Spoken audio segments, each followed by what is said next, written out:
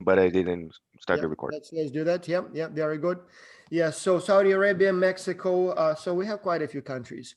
All right, so let's start with a simple poll, and I will display it right here. So um, I would probably phrase the question a little bit differently, but let's do one question here. So, in general, how well things went for you in Xculture? Just curious to know. So one being it was a terrible experience. My team didn't do anything. I didn't like it. I was completely lost. It just didn't work for me. To 10, it was a good experience. Everything was clear. Everything was going well. So everything is fine. And the only thing is, again, it almost seems like the questions are displayed all at once. Is that intentional or uh, I can only see one. you can only see one? Uh, Oh, wait. Oh, when I go down, though, I can see the rest of them. can you vote? Let me see. Nope. Oh, you cannot vote Oh, either. host and panelists cannot vote. Okay. But the Okay, kids all right. can vote. All right, so hopefully the students can see the questions now. So as I'm displaying them, so let's look at that first one. So in general, from 1 to 10, how would you evaluate your experience? How would you say it was? And suspiciously, I don't see any single vote, so I wonder if it's working correctly. Something doesn't look right here with the poll. Um, yeah, I see. Okay, I see. Okay, no, somebody's voting. So, okay, all right, okay, nice. So we have some tens, some eights. Okay, very good, very good. Don't be shy. Press your buttons. I'm curious to see. So we have more people choosing 10, but then we have some who choose 9 and some who choose 8, which are all very good numbers. I'm very happy to see them. Very, very good. All right. Okay. As you're voting, does anyone want to raise your hand and maybe share your experience with us? I see we now have also 1-7, so I especially want to hear from that student as well. But I see we have a lot of people who had a wonderful experience, so that's great too. So don't be shy. Raise your hand. As long as you have a microphone and a video camera, join us, talk to us. We want to interview you. We want to hear your story. So anyone, please, don't be shy, guys. Um, yeah, so looking at the numbers, they're wonderful, great. Pretty much everything is 7, 8, 9, and 10. So that's very good. And we will get to the, oh, I see students started answering the next set of questions. Let me end polling for a second because we want to get to the students, to the questions one by one. And so I want to see, discuss them because those are distinct topics. Let me see if I can change it so that I can display question one by one. But while we are waiting, can anyone be brave enough to tell us how things are going for you? And maybe while the students are building up the courage, we have some coaches here. Would you guys tell what kind of, for example, experiences you had in a sense? What did students tell you? Like, for example, let's talk first about the bad stuff. What were the things that students, for example, asked for help with or perhaps complained about? Anyone? Coaches, you Coaches, guys would you? talk about this all the time. So what were the things that students approached you with questions? Anyone? I guess for Yep. me, Go ahead, please. Yep. sorry, Layon. I guess for me, there was this one team. They had a ton of free riders. By a ton, I mean like half the team were free riding, Mm-hmm. maybe almost all. So they really struggled to come together and create a report. But I believe in the end, even just with a few of them working on it, they were still able to deliver, and I'm still really proud of them. Yep. Okay. Very good. Hey Vas, one curiosity Mhm. from Ania is that for this semester she is a coach and also a student, so she experienced both ways. So let's then interrogate Ania a little bit more. Ania, tell us more about your team and where you had your team members from, how things went, how you distributed the workload. Tell us everything. Okay, wait one moment. Let me just look where they're from. Oh, I did not know that. How are you able to be on a team and a coach? You just chose to be on a team again? Actually, this was my second time doing this. Right. Although the first time I did it, I had to drop out of both due to school issues. And this time it was fun actually. Being a student, my team members, they're all amazing. even though some of them came to me with questions and asked me stuff as a coach, it was great. And they're from, let me see, Africa, India, Ukraine, and Romania. Our biggest problem was time zones since I'm all the way in Asia and all of them are all the way in Africa and Romania. It was such a big time difference. So I would stay up usually until 11 or 12 to do a meeting with them. And on our report, how we did the distribution, we followed the first team meeting document that was sent to the coaches. Then I think it was forwarded to the students. We used that as a guide. Ania, did you have live meetings with your team a lot? Like, like what we have now, or did you rely primarily on email and just typing the text?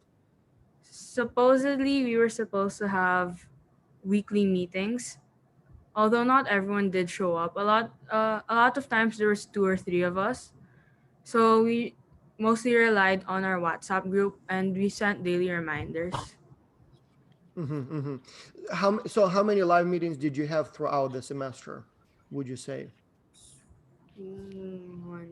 About 5 to 6, I think.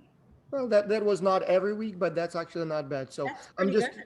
I'm curious because we're doing a study on how live meetings affect team performance. So there is this theory that when we see each other, when we see each other's faces, we kind of perceive each other a little bit differently. So we start perceiving each other more as people, and all kinds of good things happen. And so we're trying to test if that's the case. And if it turns out to be the case, maybe we will make it mandatory to have at least some of the face-to-face meetings. Right, right. Our I think, meetings were really fun. We got to know each other so much better. yeah. I think that we should start with that. One of the mandatory things is right at the beginning so that they can establish that relationship right, like maybe the first meeting, the first.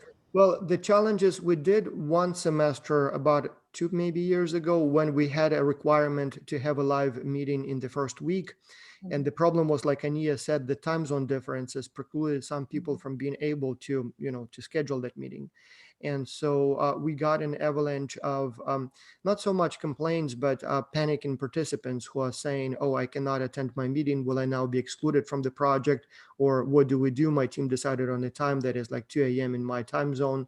And so we would explain that, don't worry, the whole point is to, for you as a team to work together, find a time that works for everyone. It is sort of part of the exercise, but it created so much sort of anxiety and confusion from those people, like, out of 7 people, 1 cannot, join, for example, that we at some point just chickened out, so to speak, and said, all right, let's keep it optional. But now, as the evidence mounts that teams that do have at least some meetings face to face in the beginning of the semester, they do better. We're now thinking maybe we should perhaps not make it mandatory, but at least very heavily promote that idea. Or say they try to have 2-3 meetings. So if somebody cannot attend the first one, maybe the person will attend the second one. So this way everybody meets at least at some point. Yeah, so that they can have a compromise. Yeah. Adil Mohammed is telling us that he can only vote after he filled in all the questions. Is it possible to make it one by one, boss? That might be a Yeah, I feature. just spent, I don't know who set up the poll. It seems like it's something in the settings, but I just played a lot with, like, literally the last 5 minutes. I cannot change the format. And I'm not sure if that's because people already voted or not, but that's fine. These are wonderful questions. And so students, you should be able to see all of them. And I see people have answered pretty much all of them by now. So that's wonderful. Just answer them as we go. We see the answers, and then I'll show them. I think if I reveal the answers now, it will stop the polling, which I don't want. But let's follow with these questions. This is a wonderful, nice list of questions. Okay, thank you, Adil. And the next one, again, I see we have about 30 people in the audience. Please don't be shy. If you have a microphone and a camera, raise your hand. We will add you to the panel. We want to talk to you. But the next question we had was, which challenges did you face most? Basically, what were your biggest challenges? And so we had a bunch of options here. And as expected, the most often or the most common challenge was free writing. Some team members on teams not performing their work. We have written probably 3-4 papers already, studies on it, and there are many more in development. and I can say a lot from my experience about it. You know, a lot of data are available to talk about it. But before we do so, I want to hear a little bit more about it. Like, for example, Ania, did you have any team members who were not sort of pulling their weight, who were not doing all the work they were expected to do? Definitely, we had two team members. Mhm, I will not name them, obviously. mhm, Well, we had two team members who did not pull their weight, but in the end, for our video presentation, they actually were able to present the video. I have no idea how without knowing the actual thing, but they were still able to do it. yeah, yeah, good to know. Yeah. I see we have a bunch of people in the audience. So again, I see like Jessica, Nahid, Naya. I don't want to read all the names. Don't be shy. Join us. We want to talk to you. So Yeah. uh, So Anusha, can you raise your hand so we can bring you on, please, Anusha? do I need to add Anusha? Yeah. Okay. Yeah, she just made I a see. comment, and if she would raise her hand, then we can bring her on as a host. Mhm, mhm. I don't know Yeah, if, she's here. yeah, okay. Yeah. Anusha is actually one of the students I coach, so Mhm. Yeah. I understand Okay. what you're saying there. So, Anusha, go ahead and share with us your experience. You're muted, Anusha.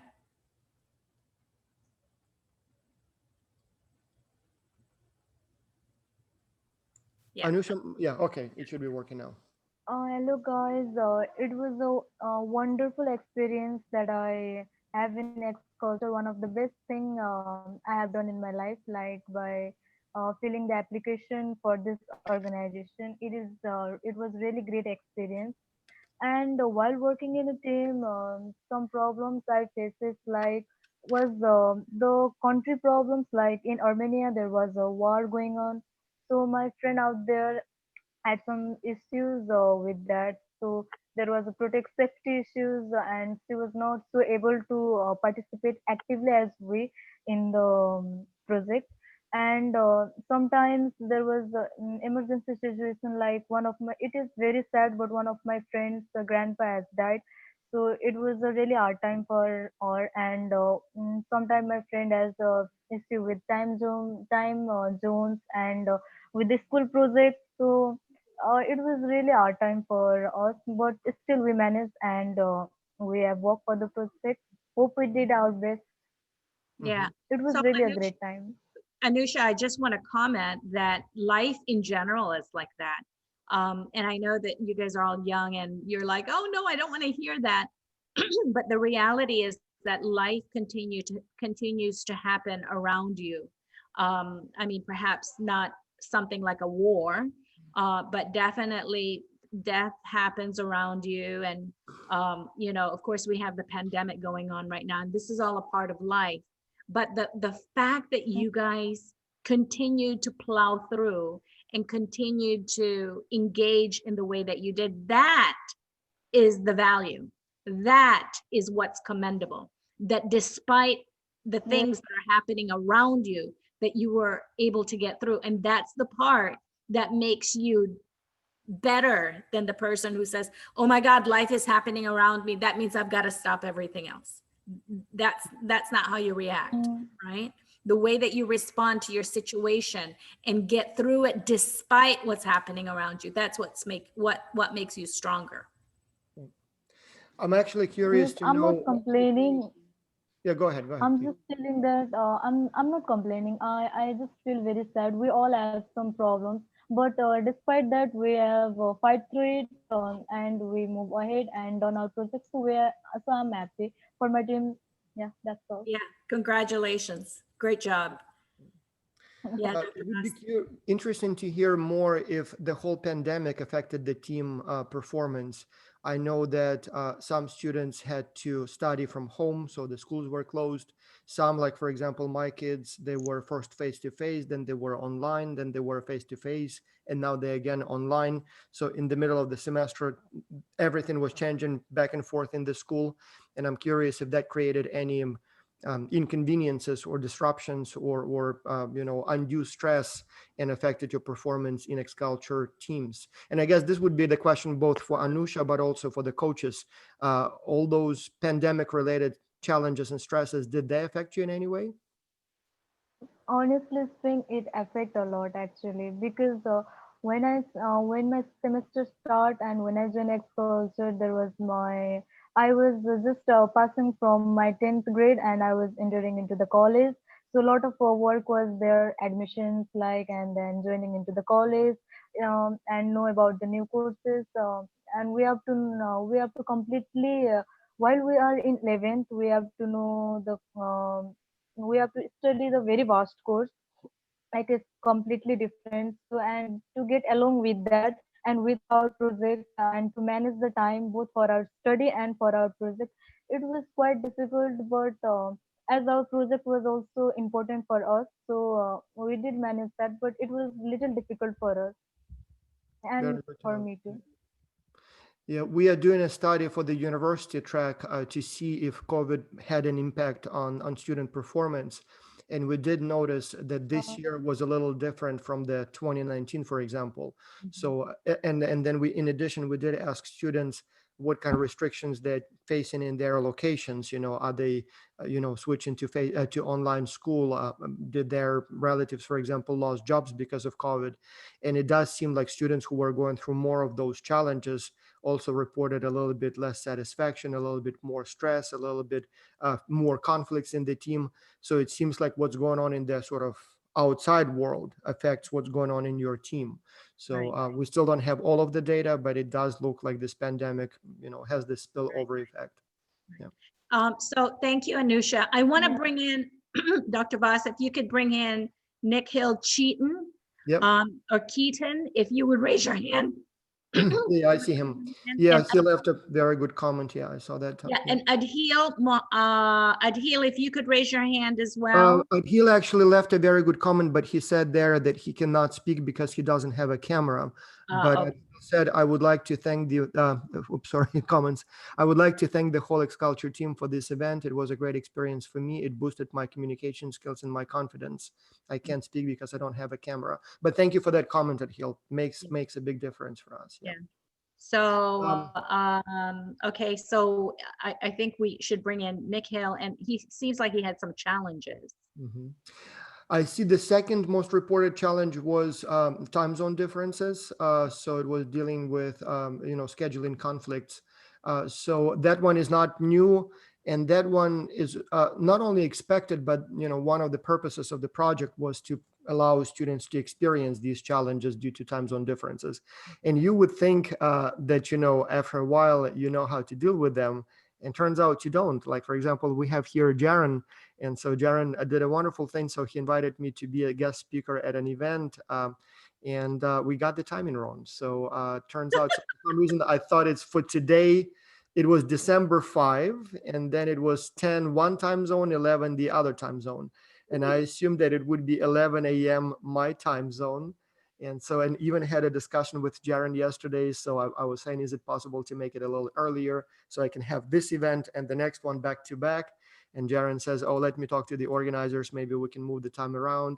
And then right before I go to sleep, like midnight, I see an email. Turns out it was, Indonesia. So they are not only in a different time zone, their tomorrow starts earlier. So December 5 for them started my yesterday, and I missed it. It's so embarrassing. So, so you would think that I would know. And, like once I see the name of the country, I would immediately get the dates and time zones correctly. And I got it wrong. So, Jaron, I'll be sending big. I have to manage up to, he's my boss, so I always have to manage up. People manage up.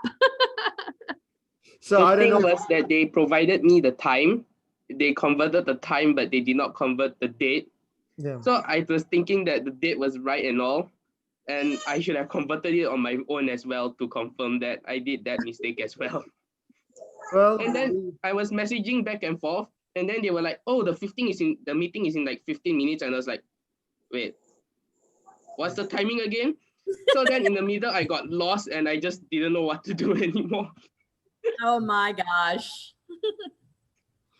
Okay, so Nikhil, can you come on and share with us your experience?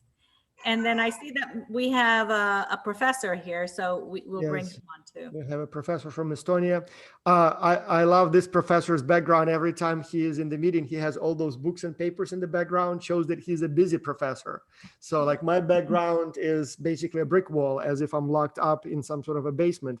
Leilani, you have the Christmas tree, so you show your kind of homey touch. But Tit here, so he looks like a very busy real professor, always working with the papers and books. So that's the background you want to see in a professor's Zoom. Yeah. May I ask two questions? Yeah, please go ahead, please. Yes. Yeah. First question is indeed how you deal with students who claim that they were the main performers in the team, that some other team members didn't perform. So each year I have some such students at my school. So especially students from Finland to say that they were most serious. So that's first question. And second question, what I discovered this year is students are so enthusiastic in using WhatsApp, but I feel that still just now we have more professional tools for online knowledge co-creation and project work. So how you deal with introducing MS Teams and other tools which maybe have other features than only WhatsApp? These are wonderful questions. I'm +2 here. So on WhatsApp, I don't like that tool so much. I mean, everybody's trying to impose it on me, and it's a little like it's great for chatting with friends, but perhaps not necessarily very good to keep in, for work, for keeping track of all the communication. But I don't know. I'll talk about the first question later, but anyone wants to address how you guys communicated? So well, let me do that, because I'm the one who's always pushing Dr. Voss to use WhatsApp. And Nikhil, I'm sorry I brought you on. We're going to get to you in a second. Okay, Nikhil? So I actually manage a lot of teams. So currently I'm managing the academy coaches. I'm co-teacher with Dr. Voss with Academy. I also manage, when I run global virtual teams, I also manage that, the ambassadors on that team. And of course, I teach at a university here, and I have a separate chat with my students.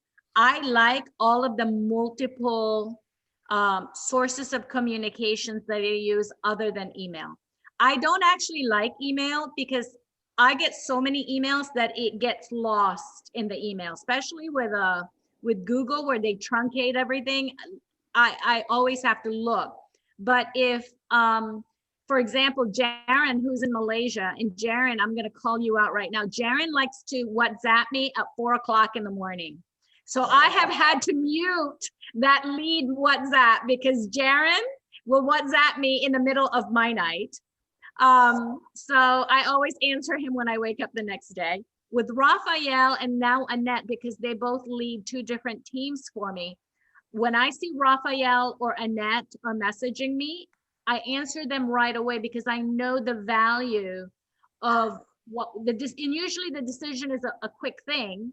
And, if I don't answer, it's work stoppage.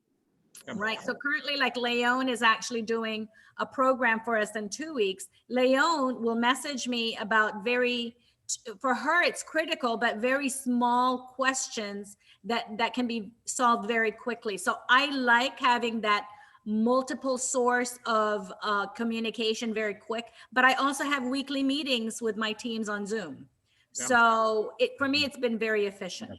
If I may add, what I see the problem with WhatsApp. So many of my students say that's very popular in USA. So I think extensive use of WhatsApp has 2 problems. First, it directs students to too much ad hoc, just real-time communication, which makes the stress of having different time zones very serious. Second is, it doesn't just teach them how to use more professional project management tools, as I would say even MS Teams is more professional. So Right. here I see such an emerging problem, because really somehow WhatsApp is based on this rapid response thing, but you can't do global things in such style if you have just many contacts.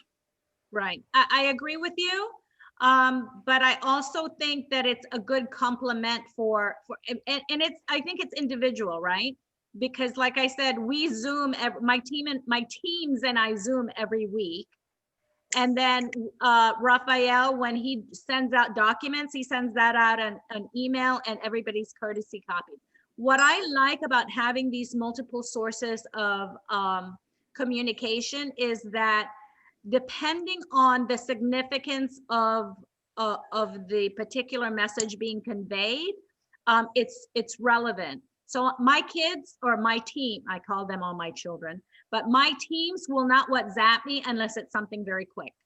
And Jaron has come to me with a conversation before, and I said to him, Jaron, this needs to go, we need to escalate this to Zoom or to email, correct, Jaron? We've had that conversation. And then I don't, and I stopped having that conversation, because then I teach him that this is something that needs to be in a much higher level. But So, the alternative to WhatsApp is not email. Alternative is co-creation, just using Google Drive, using certain applications in MS Teams, and there are more specialized project softwares. Simply, I think, okay, I don't want to exploit this issue too long, but I think it's an emerging problem, because it leads very much to such ad hoc multitasking, and indeed funny question was, because my students, many of these are working, and then I asked, okay, do your organizations also use WhatsApp in project work? Answer was no. But just it say, oh, it's such a more a game, and just a private thing if we do it in X-Culture. But I would like them to get trained for the real project work after graduation. Yeah, thank you. So Vas, can we go to Nick Hill and have him share with us his experience, and maybe we can learn from your experience and how we can improve Academy or X-Culture in general. Where are you, Nick Hill? Excuse me. So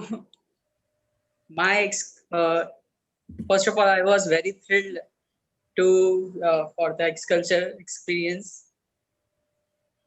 The biggest problem with me was that I was poor in English communication. I suffered a lot due to this. Yeah. Well, this is the time for you to gain that experience. Yeah. So actually, I was very thrilled about it, because it was my first international experience or first international contacts. And I loved the whole concept. I loved it. And the most amazing thing was that I got made to it through an Instagram post. I was just scrolling through Instagram and I made to X-Culture. So it was. Yeah. So Nick Hill, here's the question. How are you different today than you were before X-Culture? I think I know how to organize things now. I can speak a little bit. And I'm a little nervous now.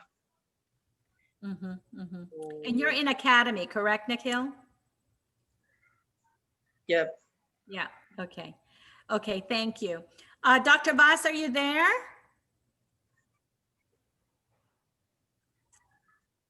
So Dr. Vas took a little break. Okay, so sorry, I had a phone call that I needed to take, but yes, I'm back here. Can I address that initial question that you had about the free riders and some people saying that I do all the work and they do nothing?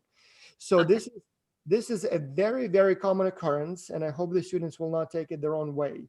But we get those requests, quite a few of them, or we hear those comments quite a lot from our own students. My students always tell that they do all the work and nobody else is working. And almost always in those cases, when I go online and look at the data, it turns out to be not true. So you look at the team and it seems like they're doing the weekly surveys, and you look at the peer evaluations and it looks like all of them are working. And so from what I understand, so sometimes it is possible that there is one student or maybe even two students on the team that are not doing their work. But when the student tells me that I alone do everything and everybody else is not working, in those cases, I get very suspicious, because in the hundreds of cases that I looked at, as I said, it turned out to be not true. And I think what's happening is that our brain is sort of wired in a way that it does not perceive what it doesn't see. So, and because we're working not in the same room where I can observe your performance every minute, but as global virtual team members, we work in different countries. We don't communicate all the time. Even when we communicate, there is still limited information going back and forth.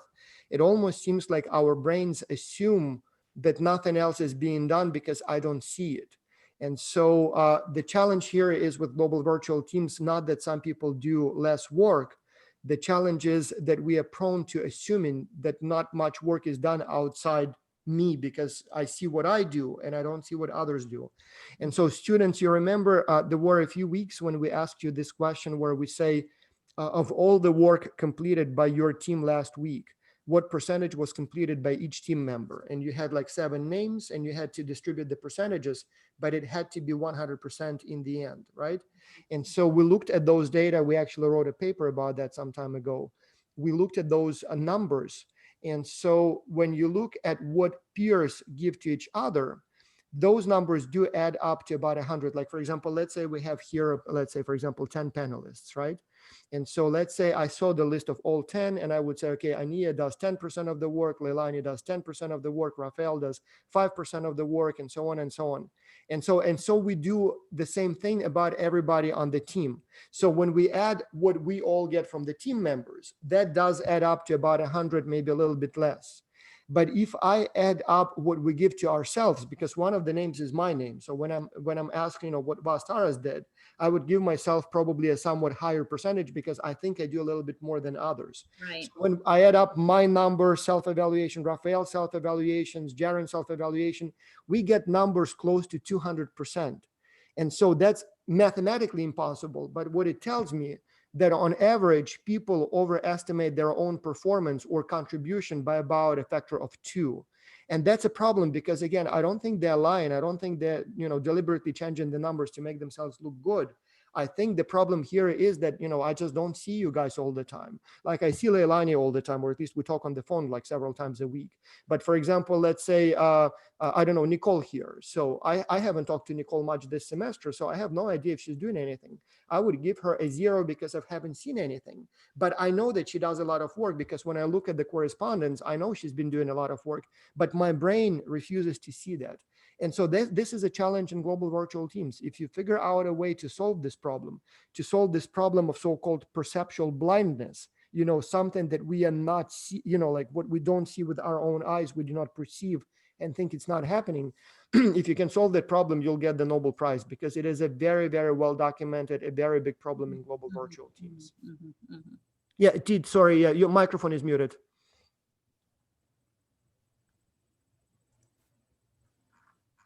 Well, thank you. I think that's a very good explanation, and I also try to explain it to my students. But indeed, in some cases, I don't say these are many cases, but some cases, I also refer to feedback, like why you don't vote out the non-performer, or why you don't give them feedback explaining that somebody is performing less, lower percentage. Sometimes they claim, especially if there are, let's say, 2 students from USA, that there are such coalitions inside the team, that these who perform less, let's say 2-3 students, they make up some kind of coalition, and they give to each other very high contribution points. So no, it's some kind of intrigue. So how you deal with such extreme cases? This is a very, very interesting comment. Again, we have a paper in development right now about those almost like not coalitions, but collusions. Like some teams, for example, say, let's give everybody 5s so we look good.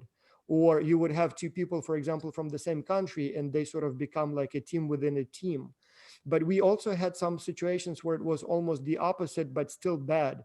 Like, for example, we have this professor from Italy, Professor Stefano Elia, and his university in Florence. It's a very, very strong university in Italy, but also they like X-Culture so much that they created a whole infrastructure around this project. And so they hire their own coaches. They have also like some sort of a business incubator whose job is to help the Italian students to perform well in X-Culture. And so what happens is that those Italians, even though there is one Italian per team, but they get so much support from their university that they do all the work. And now the problem is not that the team complains that they don't do anything. The complaint is the opposite. They say the Italians have done all the work, and so they don't leave anything for us to do. So they literally wrote the whole report. It's a good report. I had some ideas, but my ideas are not, like, basically I was just sitting and watching because they did everything. Yeah. And so, and that's not a very easy situation to resolve. I actually had a meeting with that about that with Peter Magnuson, one of our professors. Mhm. And he says, I don't know, like, we need to do something about that because my students complain. But then I say, so do you want, Peter, do you want me to tell the Italians that they shouldn't work so hard? And he says, yeah, I see the dilemma. We kind of want everybody to be so active and so well supported, but that creates those disbalances the other way around. So how can you deal with that? Yeah. That actually happened to one of my students, Alice, and she was in a team of very high performing master's level students. And she would come to me every week and say, Dr. B, I have nothing to contribute. Like, even if I tried to contribute, what I'm contributing is so low level to what they're doing that basically she was just a part of the audience. And it was great for her because their team was like number one. And actually I ended up bringing her to one of the conferences. She learned a lot, but the experience is completely different. And again, the idea, I think the core value of X-Culture is to learn from each other without the interference of somebody else. So I find that when faculty members inject way too much information into the projects, that it really diminishes the experience for the student, because the experience is not building a great project. The experience is how to learn to work collaboratively to arrive at a great project. So I think as faculty member, we tend to lose sight. When you have skin in the game, you want your team to win, but that's not the core value or the heart and soul of the project. So I see that you brought on Dana. Yeah, Dana raised her hand. Yep. Hi there, everyone. My name is Dana Jones from Kingston, Jamaica. And I'm really excited to talk about my X-Culture experience. And I'm really grateful to be a part of X-Culture. This is my second year joining. I love the sense of community, the sense of diversity, and being able to grow and make yourself just a better person in a virtual environment. So as I mentioned before, this is my second experience with X-Culture. My first experience was great as well.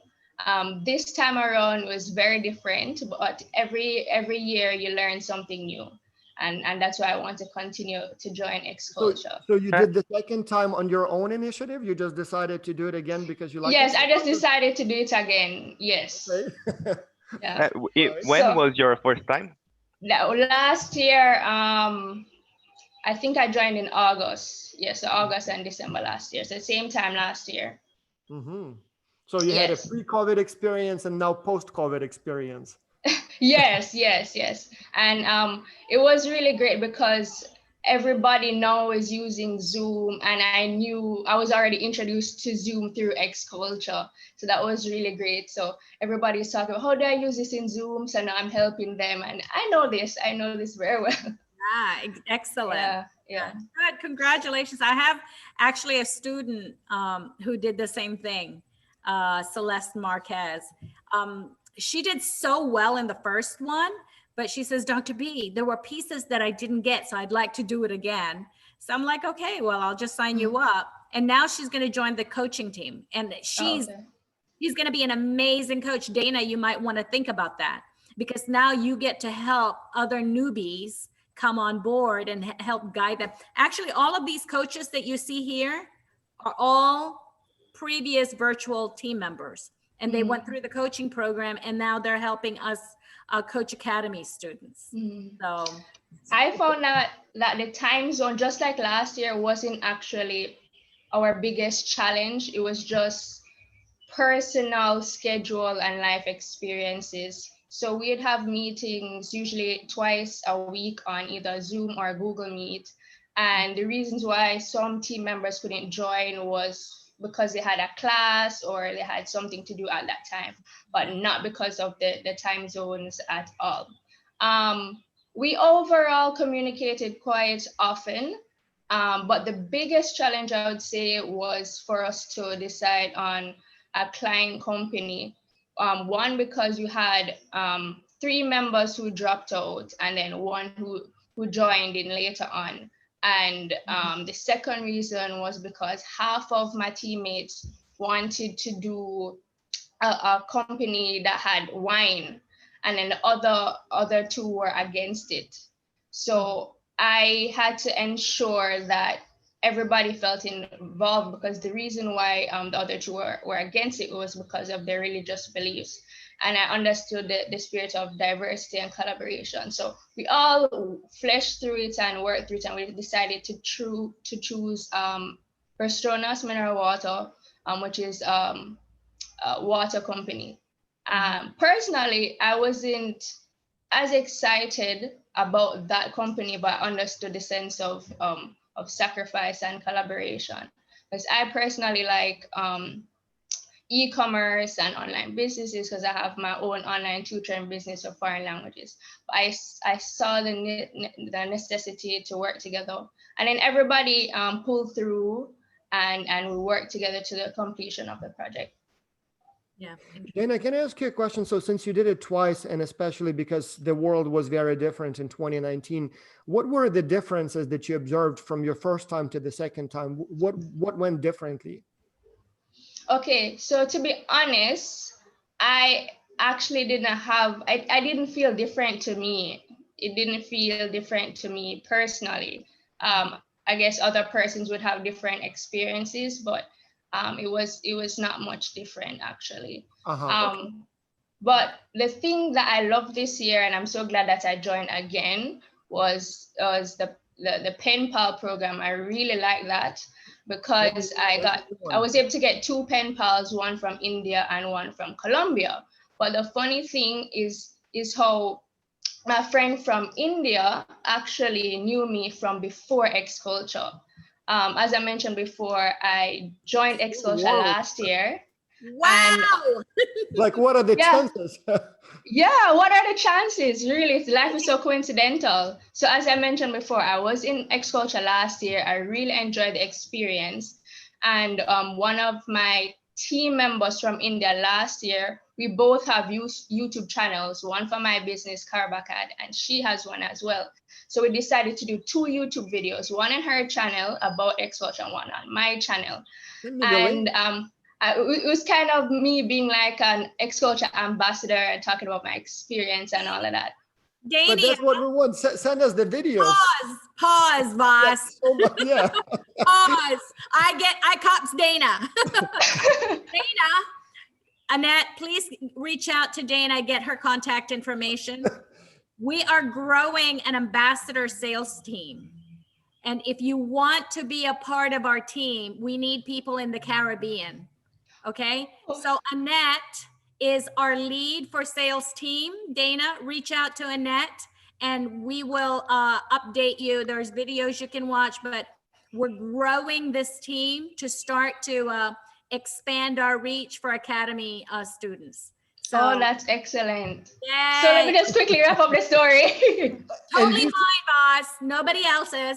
That's fine. That's fine. But do send me the videos. I mean, if you did. Yes, I will. So we're friends now from India because of the videos that we made. Yeah. So this also, Raphael, this is also amazing because Raphael and I actually developed the Pen Pal program just this semester. And wow, yeah. This is just pilot for us. you know, Yeah. and I was telling Raphael, I'm like, okay, this is how I want to do it next time. It'll be different. I actually have a chat here. One of the students says that his pen pal never reached out to him. So for those of you guys who have that experience where your pen pal doesn't reach out to you, come back to us and we'll reassign you another pen pal, Raphael. Okay, so let's do that in the future. And by the way, what we're doing is immediately when people sign up for Academy, and the minute that they know they want a pen pal, we join them right away. So I'm so happy, Dana. Again, this is the first time we've done this. I'm so happy that it worked for you. It worked out excellent. My pen pal and I, we have so much in common. Yeah, so now you're And gonna the funny thing, yeah, and her to Jamaica. yeah, the funny thing, she didn't even respond to me until about 2 weeks after, and I made the extra effort to talk to her on email, and then we exchanged contacts for WhatsApp, and then that's how it really sprung from there. So how do you communicate with her? Through email or WhatsApp? Well, I received her email. Raphael gave me her email, and then we decided to talk through WhatsApp. And then we realized that we had one person in LinkedIn that we had in common, and that was my other friend from India. So that was also another coincidence. So it's the X-Culture community. Yes, yes.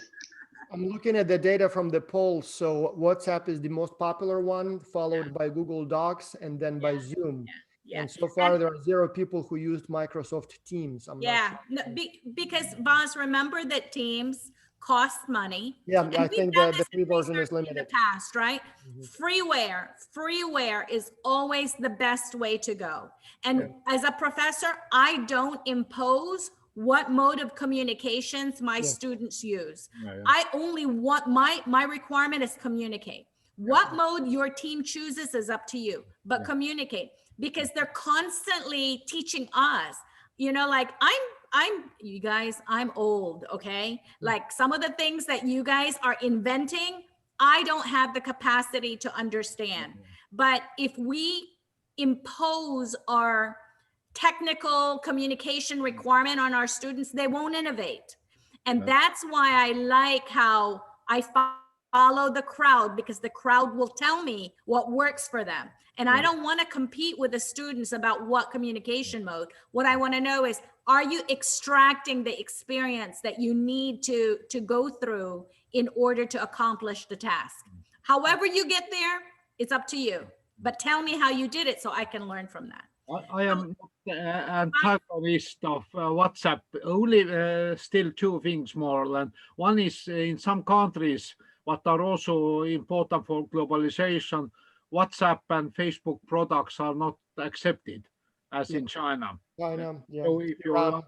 are involved, and the other thing is really not more philosophical. Indeed, we can say that everything what students do is the right thing, but at the same time, for me, still there is some contradiction if they say that, okay, in the real work, I don't use WhatsApp in my organization, but just because it's such more a student and fun thing, I use WhatsApp.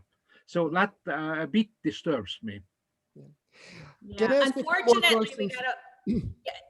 Oh, to go me- ahead. Go ahead. Unfortunately for our students, they're not going to do what we tell them. They're going to do what's convenient for them. Yeah. And it's going to be the goal is not to conform them. The goal is to follow the crowd, see what works for them to reach the objective. And I'm not in the business of teaching people what kind of technology to use. I'm in the business of, how do you learn as a group together? How do you create projects and ideas together? And then how do we get you to the destination? Because I find that if I compete with students for things that are irrelevant at this point, right? I don't actually get to the destination of, do they communicate well together? Have they learned from each other? Can they create a project together? Yeah, there are criteria. PowerPoint presentations, you got to use PowerPoint. You know, if you're going to write a formal email, write it in an email mode. This is how you do it. We have that embedded in our program, but how they communicate and how they arrive at their destination, it's totally up to them. You got to allow them to have that freedom, because that's how the youth today, they are moving at the speed of sound that you and I don't have the capacity to understand. Vas, I see you're thinking. Yeah, I'm here. Let me just say that I'm here with Teet. Yeah, so I think there are some tools that are better, and maybe we should nudge students to use something more advanced. But let me ask a whole different question. So we have a bunch of students here. I wanted to ask about the leadership structure in your teams. Did you guys formally elect a team leader, or did you have like an informal leader, or were you all the same? How did you how did you structure the leadership and coordination in your team? I'm just curious here. Anyone wants to share? And Dana, by the way, there are a few comments there that people saw your video on YouTube. So apparently you are popular. So, but anyway, so Dana, Ania, Nikhil, whoever else is here from the teams. How did you structure your leadership structure? So Well, our team in decided, my and Dana is a formal leader. I can proudly say she did her job well. Oh, Dana was Thanks, your Dan. team member? Yeah, yes, I was. Ah, so did you elect her? Like, was it a formal election, or did she just, was she just too bossy and everybody was afraid to speak against her? So it was a poll election, and all the team members were confident that Dana is a good leader. She would be an excellent leader. So Okay. she was a formal leader, and she did all the things. Yeah, yeah. You know what I've watched students do is they bubble up, like people don't actually formally appoint somebody until they've demonstrated. And then all of a sudden it's like, oh, you're a natural leader. Can you take over this thing? Dana has the advantage of having to do it once before. So she knows how to what expectations to set. Actually, when Dana was talking about her first versus second experience, we did a study. So we have every semester, we have students who do it the second time. In most of the cases, they just liked it the first time, so they do it again. But in some cases, the students would move to a different university, take a different course, and X-Culture is part of that course. And so what we saw, the difference between the first and the second, the people who are participating the second time have like a 25 times more likely, chance of being team leaders. Almost always they are. Second, those teams actually communicate more frequently. And we don't know if that's because the student who is participating the second time sort of knows how to organize communication, but the whole team tends to communicate much more when they have someone who participated in X-Culture before. Right, right. Which is unfair advantage to some teams who never had. But that's why we have a coach, right? So that's the value of having a coach. Well, we have some crazy students. Like if you remember, for example, we had Heinrich Feike. He is from Austria. He participated like 6 times in a row. And I didn't even know that until he later told me, he says, I'm participating for the 4th time. I'm like, what? And I'm looking at the records and yes, he is participating. He says, why, I just like why it. did he become a coach? Well, eventually he did become a coach. And so he has a full-time job. So he was one of the first. So it was like the first few years. So now he's like 28. So by now he's, Was he the coach that came to Italy with us? I think he attended one of the meetings, Heinrich, a guy from Austria. So, but he was participating as a student at like 2011, 12, 13, 14, 15, something like that. And then he was in that first cohort of coaches with Tim and Kim. And so he was very, very helpful. But as I said, I didn't even know. He just kept applying, individually. And, the system accepts him because everything checks out. And then he said, no, I loved it so much that I just did it several years in a row. So. Yeah. So I'm seeing here that people are saying that they didn't have a coach, or I'm sorry, they didn't have a lead. Yeah, so I want to hear about that more. So yeah. Well, I think that there are, again, there's a difference between a hierarchical team where there is, and the culture, there's a subculture within each team, right? Mm-hmm. When hierarchical teams happen, they naturally elect a leader. But then I also find that sometimes when there is more of a democratic culture in the team, that people don't elect a team lead, that what they do is they say, okay, I'll lead this part, you lead this part, and you know, and that's another way too. So again, not confining our teams into developing what style of management they want to employ, but rather like, how do you get to your destination? Vedant, how was it in your team? I see a familiar face here. So how was the leadership structured in your team?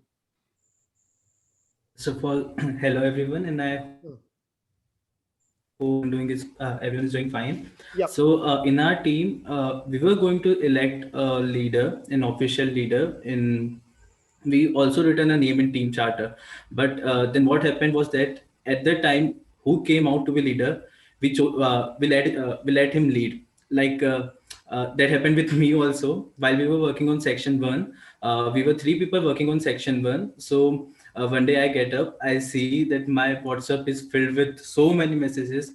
Both of my teammates are completely confused what we have to do. Instructions were like they were getting confused about the instructions. So at that time I played the role of leader, and another time it happened like at the end of it, our journey of our team's journey in X Culture was like a roller coaster. So we had many troubles, but we resolved it. It wasn't a big problem that we won't complete the project at the end. But at the end, one of our teammates took the whole responsibility and led all of us to the end. So we did not elected any official leader, but whenever it was needed, someone was there to lead us. Yeah, yeah, yeah. Well, Can I ask a related question here also? So leadership, that's one thing that we see, but also how did you distribute the workload? I see that some teams, for example, say, okay, you will work on section 1, you will work on section 2, you will work on section 3, and then we will just put it together. In other teams, they say everybody works on everything. So we want to work together on section 1, together in section 2. And then sometimes they say, okay, you guys will do the writing, I will do the copy editing, Dana will do the coordination. And so this way, so I'm curious, how was it distributed in your work, in your team? How did you decide who does what, and what was that type of work distribution? When we had to decide what like distributing the work, we used to have a virtual meeting. So we would take opinions from everyone, their ideas, and whoever was most suited for the section, we would give him, and we would keep it open for everyone. So everyone would look at the document, everyone would look at the draft, and if they see any problem, or they see if there is a better idea about the topic, they would share it, and we would include it in the report. So, and the thing about coordination and all, we actually decided in the first meeting only, we decided that this guy will do this, like in coordination and keeping up with all the team. But it didn't turn out to be so well. So everyone was playing everything, but we did distribute the sections between people, within different peoples based on their ideas. Like if they like when we were talking about section 1 in the first meeting, I was very intrigued to work on it because it was all about promoting channels and all, and I love advertising. So I took the part in it, and there were other two people who felt the same, like working on section 1. So we placed our ideas, and everyone was okay with 3 of us working on it. So we 3 worked on it. We were assigned with section 1, but we kept open with other 2 members that whatever you want you can say, and we all will include it in the draft or report. Yeah, thank you, Verdant. Mm-hmm. With the time constraints that we have, I need to do 2 more things, but Vas, you need to answer the question of, this is a quick question. May I know when will the selected teams be announced for the, I guess the presentations? For the presentations, yeah. Answer that question. And then I want to also. Raphael has the data, yeah. Okay, so good. The presentations themselves will take will take place next week, right? Next week, right. Raphael, so how's it going? Are we ready to announce who's going to be presenting? Not yet. We are finalizing our process to review and grade the videos. So I think that by tomorrow or Monday maximum, we'll be send the the winners of the video presentation. Okay, perfect. So And importantly, everybody who submitted the video presentation, we will talk about that in your recommendation letter. So you are already sort of presenting. So it just, we don't have enough time for everybody to do the live presentation in addition to the recorded presentation. So we have two last questions that we want to ask, one for Dr. Voss and one for myself. And then what we're going to do is break you guys out in the room. So Voss, so Charlotte, if I could bring you on, if you can bring on your camera. Oh, yes, Charlotte, if you can talk, yeah, I want to hear. Charlotte, what? Oh, she is here, so I think I already promoted her. Yeah, Charlotte's here. I'm not sure if she's able to talk. Yeah, she is. I can turn off on my camera, but I can talk. Yeah, we can hear you, yes. So Charlotte, if you could let us know how your experience was with your coaches, that would be great. Well, my coach, I have two coaches. Both contacted me, but I became more near to one of them. That was was even younger than me, but she was really nice and helped me through all the process because I had some inconvenience with my team. We had 3 dropouts, and also the members wanted to work together, but we established at first a team charter. But at the next meeting, anyone remember the team charter? They didn't know what to do, and I was they always ask me what to do, Charlotte, and what we can do, what do you think? And I was but I do not know. Can you help me a little? I didn't want just to give the ideas. I also wanted them to give me ideas to do the report or anything. And I was just so scared all the time because we were running out of time, and they were not working, or they wanted me to to structure everything, and I was really freaking out. And there was one week I left them something to do, but I had to be absent because I had this project at a school, and that week I didn't even sleep. And I was guys, did you do something? And they tell me, no, we haven't. And I started contacting with the coach, and they and she helped me a lot. She gave me instructions, and also talk with my teammates, because in some way I was not able to communicate well with them. And also when we had Zoom meetings, we just of the 5 members left, just 2 will connect, and everyone had something to do. Always everyone had something to do. So I was asking permissions in my classes to attend to the meetings, but they will always say, oh, I cannot join today, or something like that. We must talk on Instagram, Instagram direct. We use that a lot, every day for around 4 weeks. We talk by that. Right. Yeah, and Voss, it's interesting, Charlotte, because Dr. Voss collected what is the best communication tools for everybody, and 100% was WhatsApp. Okay, but I think it's because of the lifestyle that you guys live. We are asking you to do X culture around the clock, asynchronously.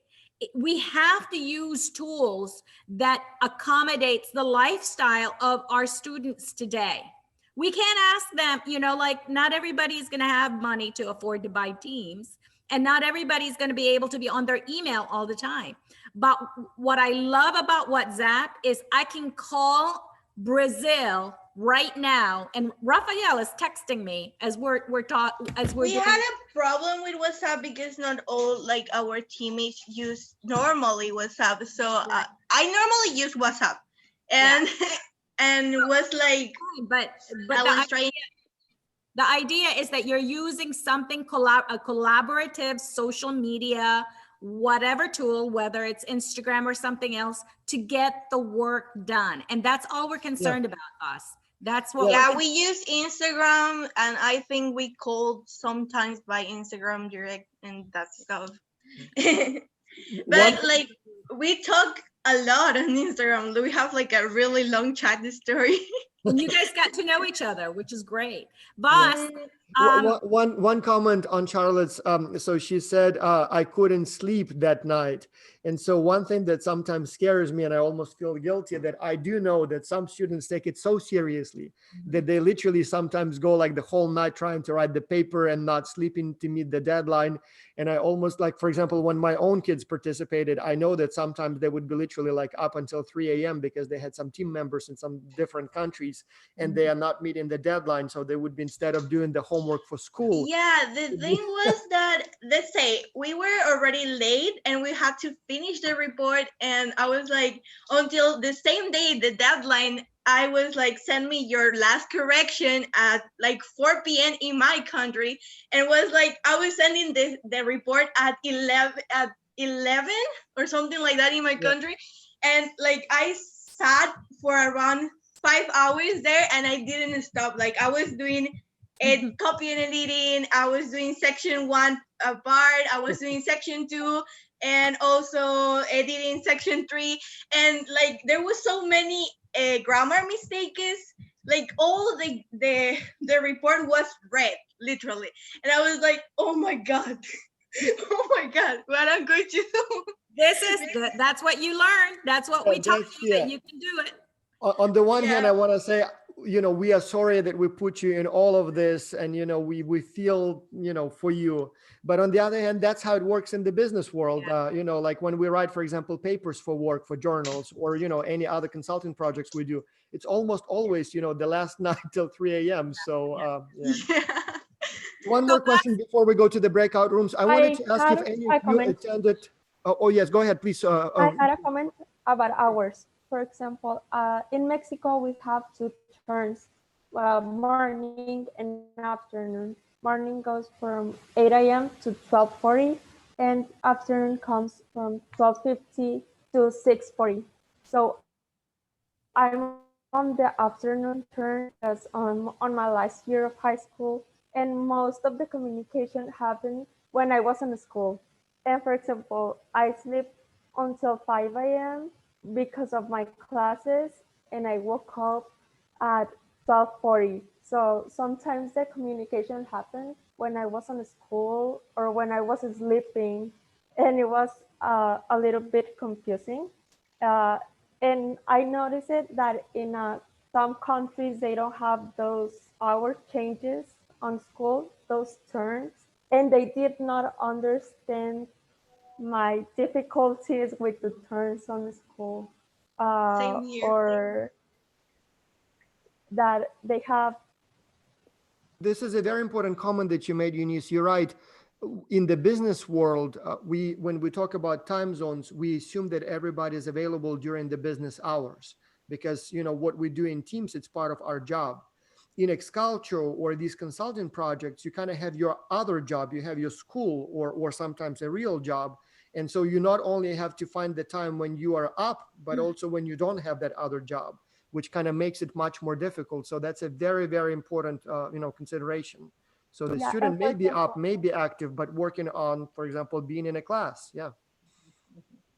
So I was sleeping on the night and sleeping on the bed, for example.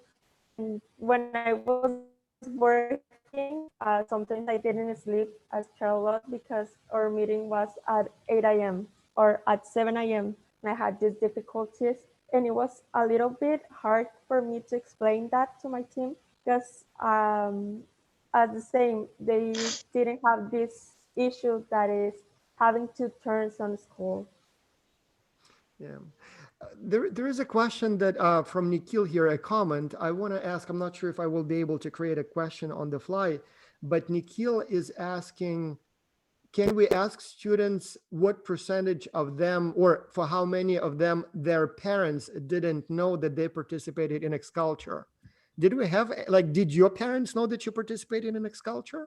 I assume, or at least I hope they knew, but I mean, did you know anyone where parents don't even know that you're doing Xculture? Is it even possible? This was my case. I don't think so. So your parents don't, okay, I don't even know how to take. This is a whole other conversation, you guys.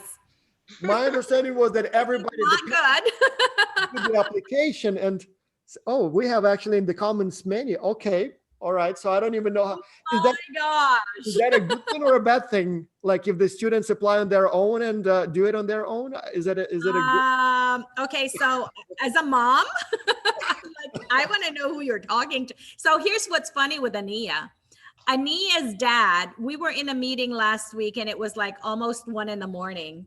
And I guess Ania's dad, 2 a.m. And Ania's dad happened to get up to go get a snack or something. And she's on a global virtual team meeting with us, with all of us on Zoom. And he's like, hi. What are you doing there? What's going on? and so Ania told me today that on Saturdays, she sleeps until 5 o'clock in the afternoon because right now it's almost like midnight in the Philippines, right, Ania? Yep. So Yeah. people are changing their schedule for us, which is great. But I think that you guys, if you're underage, your parents need to know what you're doing. Oh, yeah, yeah. As a mom, I am requiring you to do that. I'm actually thinking now, should we sort of require in some way? Yes, I get think in we should touch? put that in a get in touch with contract. parents? Yeah, because we don't want, I mean, obviously we are trying to, make sure that, the environment is safe and nothing bad is happening. Yes. But I can imagine that some parents may not be happy when they find out that their children work with people from like 7 different countries and, they didn't even know about it. And we'll get in trouble. You and I will get in trouble. We So don't want we that, need to yeah. require that.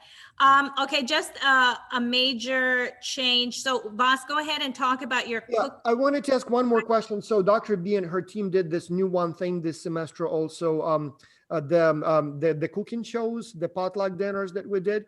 And I'm curious if any of you attended them. I attended several and I really, really loved them. And in fact, I think Vedant was somewhere here. I think he was one of the speakers, right? Wasn't he? Yes. I Yeah, was one of so the virtual chef.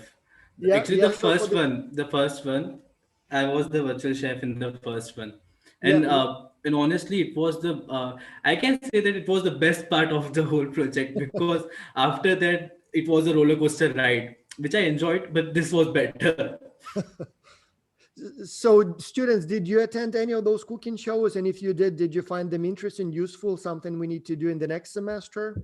Yeah, I find them useful, but like I attend I was in my Korean class and I was in that meeting like because I had 2 Zooms open and it was kind of confusing because I was hearing Korean and I was hearing them in other things.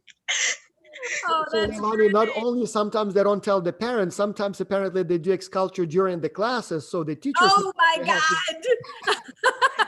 Yeah, I do. Yeah, I did like many times that I have 2 meetings, one in my phone and one in my computer. I'm not Charlotte, even sure if I'm where happy are you, about that. Charlotte? I am in Ecuador. In Ecuador. Okay. So let me just make a quick public announcement. The Academy Coach meeting that's scheduled at 10:30 is now rescheduled for tomorrow. So pay attention to so we're not doing our meeting today. So we're going to extend this meeting longer because I think we're going to end up doing this longer.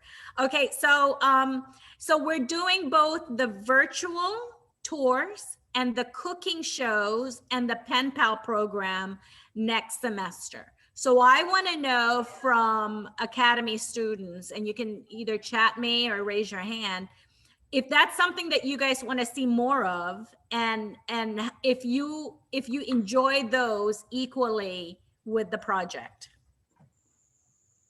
So either put it in the chat or somebody raise their hands.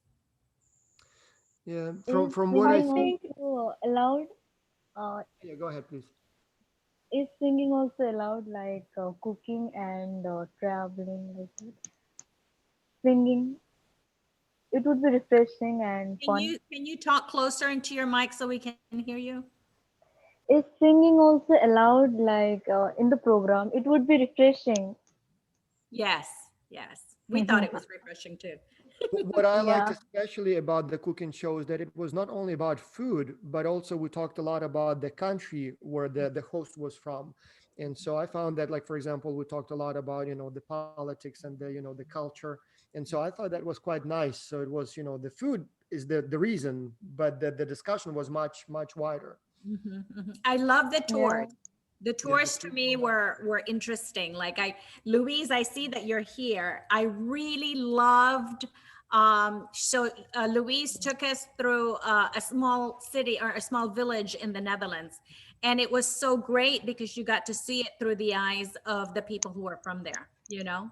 Yeah. So, Dr. Boss, anything else? Because we do need No, to. give no, them let's breakout move on to the breakout rooms. Yeah. Okay, so Dr. Boss, I need you to take off everybody who is not, remove the panelists who are not host Change so that to they can be attendee. populated into the breakout rooms. Mhm. And then everybody got their assigned number.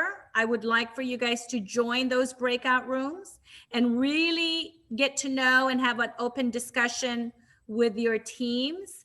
And then we will come back and rejoin. What do you think? 15 minutes, Dr. Voss? Yep, seems like a good time. So we will come back. What's 15 plus 22? 32, 37. So month. we will come back at 10:37. So we'll give you guys 15 minutes in your breakout rooms to have a conversation with. So Dr. Voss, you need to remove Eunice so that she can get populated into her. Yep. Yeah. So then for those who are watching, so can you, maybe Leilani, can you explain to the audience how it will work? Will they be Okay. automatically assigned to them? So Dr. Voss is going to create 8 breakout rooms because I need to create them? 2, 3, 4, 5, 6, 7, 8. So we have 8 leadership teams. So 8 coaches here. Wait a second. I need to do that? Yes. Because I have no idea how to do it. Oh, okay. I think there is an option right to the share screen icon. Share screen. Yeah, I see the share screen. I don't see the breakout rooms. I Really? see stream live. Is it something that we needed to set up in the original setup? No, we're in a webinar, correct? Yeah, so we are not in a meeting, we're in a webinar. I wonder if that's, let me I see. wonder if that's not a feature that we're able to. Yeah, that's a good point. So don't rely on me when it comes to technology. So let me see quickly here. I see Q&A participants. I wonder if I can do the participants and then do quick. And so you wanted me to move them sort of, Well, proactive? what you do is there's a feature where you can select breakout rooms. Yeah, that's and then something that choose Karen 8, Linden and then always does. Everybody will be populated into breakout rooms. I don't see that feature, and I wonder if it's something that we needed to activate before we started the meeting. Yeah, so Ay, Dios manage mío, I think. participants. I don't see it. Let me. So anyone has done it before? I can maybe make you a host, and so this way. Ania, yeah, make Yeah, Ania you did it. host. So let me. Yeah, sorry that we should have planned that a little bit. Yeah. So make co-host. So Ania, let's see if you will. I've done it before in classroom mode, but I've never used webinar. So I wonder if because it's a I webinar. think with webinars, it doesn't And work. if it doesn't work, it's not a huge deal because there are a few other things that I wanted to ask both the audience but also the panelists. Okay. So what, Tejas? I think the breakout rooms are only available if you have like Zoom 5.4 or above, like a model above. Is my model too It old? works in I don't meetings know. and My stuff, without computer, testing. my computer fried yesterday, so my main computer literally puffed some, a cloud of smoke and died. But this one, I'm using a second one, so this one should be strong enough, and I think it has the right zoom. I It think doesn't I look think like we have the. It doesn't look like we have the breakout room option. Not sure why it is. no, I don't But think can so. we then- Okay. Can we then instead use the time and talk about a few other things that we Yeah, want? then let me revert back to the original, Raphael. Let's go back to our meeting at 10:30, I believe. So Voss, you have 6 minutes to close this meeting. And Okay. then Academy coaches, we will go to the meeting. Well, Okay? what I wanted to ask was, so we get a lot of requests from students who will be applying to universities soon, and they're asking for all kinds of advice and guidance. And so Dr. B and I are thinking about maybe launching this whole program starting probably in May or June, where we will have a cohort of students who are getting ready to apply to universities, where we will kind of walk you over a term of about 9 or 10 months, and we will work with you how basically to get into a university. So we will start with some explanations of how it works, then move on to explaining to you how to select the best university for you. Then we'll help you with the recommendation letters, then the application essay. So kind of, like step by step, a meeting maybe once a week or maybe once every few weeks. And so the goal here is to provide you with a structure, with a schedule, with continuous advice, to make sure that you don't miss anything as you're moving through that journey. The big question is that we know it will take us a lot of time to prepare and then even more time to manage. And I'm just curious to see how many students might be interested in participating in that program. And so, because again, we don't want to spend, 10 months of our lives spending, a good portion of every weekend. If you guys could answer in the If we have chat. like only 4 or 5 students.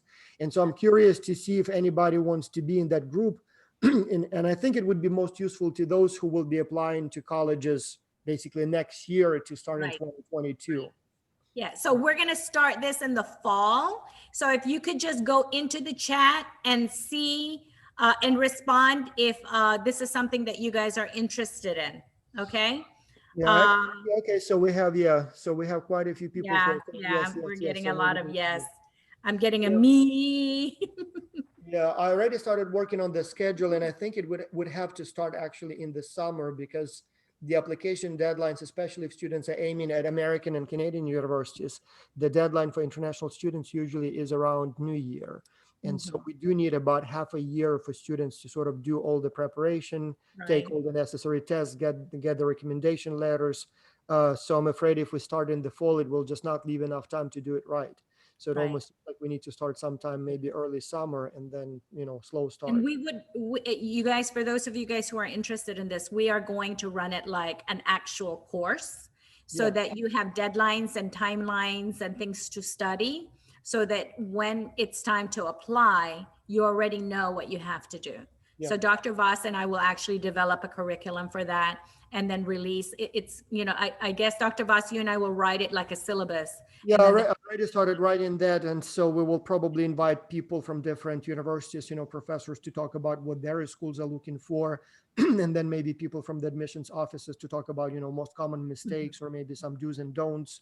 But more importantly, like my own son will be applying to schools next year. And my worry is that if he doesn't have a program like this, he may miss something. So like he may forget something, he may not know something. And so as a result, he will just fall behind. So without that structure in place, he may just simply, wait until December, whatever, and start doing that only in the last few weeks, which just will not give him enough time. Right.